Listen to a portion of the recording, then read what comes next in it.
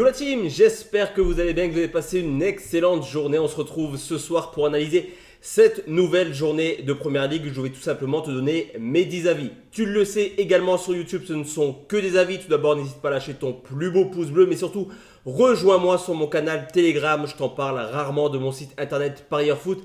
Mais depuis décembre, je me suis prêté clairement au jeu des montantes et je te laisse regarder les résultats. On avait commencé par faire 1 x 20, puis 1 x 25, ensuite 1 x 23.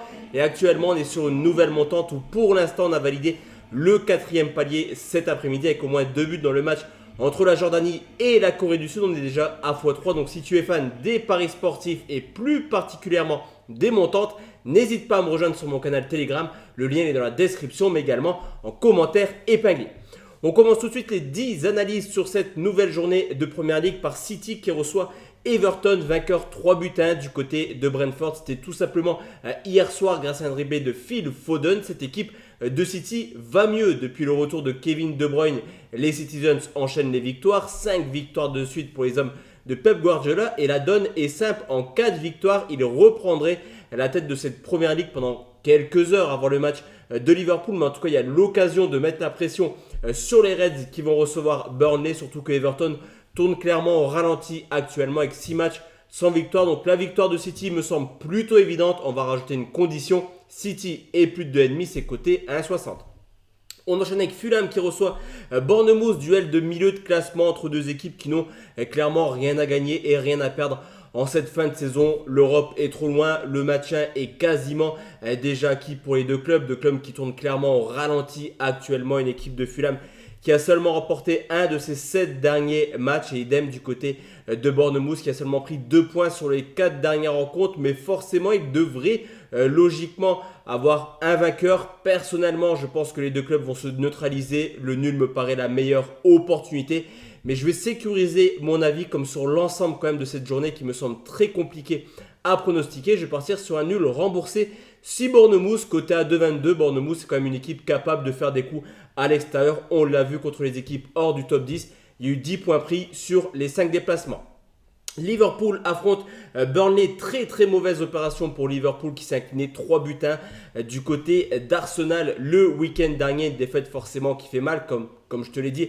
Cette équipe de City peut reprendre la tête en cas de victoire contre Everton. Là aussi, on devrait avoir plutôt une attaque défense. Une équipe de Liverpool qui tourne très bien à domicile. 9 victoires, 2 nuls, 0 défaite et tout de même 30 buts marqués. Ça va également peut-être être le retour de Salah qui devrait logiquement être disponible pour la finale de la CAN. Il sera peut-être sur le banc contre Burnley. En tout cas, au vu de ce qui a été dit, ça me semble plutôt logique. On peut également revoir le retour de Nunez qui n'avait pas joué contre Arsenal et on le sait, Burnley à l'extérieur, c'est tout simplement catastrophique. C'est 47 buts encaissés cette année, l'une des pires défenses de Première Ligue. Donc on va prendre exactement le même pronostic, donc victoire de Liverpool et plus de 2,5 à 1,45.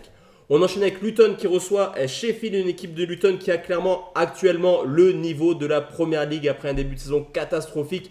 Les voilà revenir à une très belle position. Ils sont sortis de la zone rouge avec 10 points pris sur les 5 dernières rencontres. C'est totalement le contraire du côté de Sheffield qui encore une fois s'est fait humilier le week-end dernier.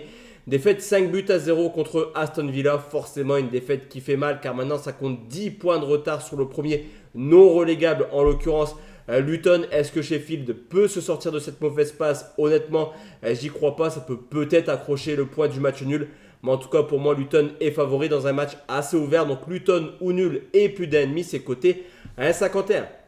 Tottenham contre Brighton, 4 buts à eux lors du match aller pour Brighton qui avait clairement surclassé les Spurs. C'est d'ailleurs le dernier palier justement de la dernière montante à x25. J'avais regardé le match et Brighton avait été totalement supérieur aux Spurs. On le sait, cette équipe de Tottenham.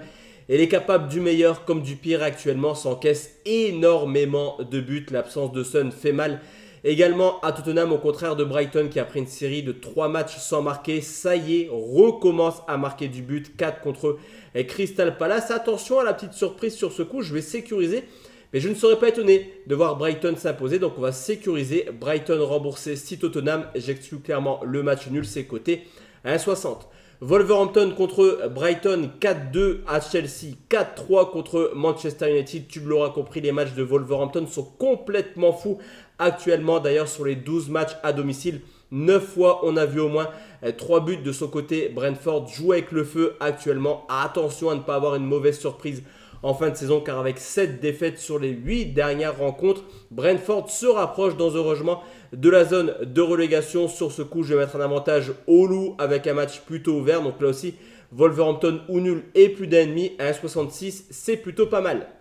Nottingham contre Newcastle, à nouveau accroché contre Luton. Newcastle a tout simplement dit adieu à tout rêve européen. C'est vrai que là, ça commence à faire quand même pas mal de retard pour les Magpies qui ont toujours autant d'absence. C'est vrai que c'est une saison assez compliquée pour eux au niveau des blessures. De ce côté, Nottingham, c'est un petit peu comme Brentford, c'est-à-dire attention quand même, ça joue au football, mais à force de perdre des points, attention à la fin de saison de ne pas avoir une mauvaise surprise. Cependant, cette équipe de Nottingham, elle est capable de marquer pas mal de buts à domicile et on le sait, les Magpies sont en grande difficulté à l'extérieur. Donc je vais prendre les deux marques à 1,54. On enchaîne avec West Ham qui reçoit Arsenal, balayé 3-0 contre United. West Ham là aussi a peut-être dit adieu à des rêves européens. En tout cas concernant la Ligue des Champions, c'est quasiment terminé. Une équipe de West Ham qui actuellement tourne plutôt pas mal à domicile. Il reste sur une très belle série de 10 matchs sans défaite et on le sait, même si Arsenal a montré des choses très intéressantes à domicile contre Liverpool, à l'extérieur c'est une toute autre histoire. Certes 6 victoires mais 5 par seulement un petit but d'écart.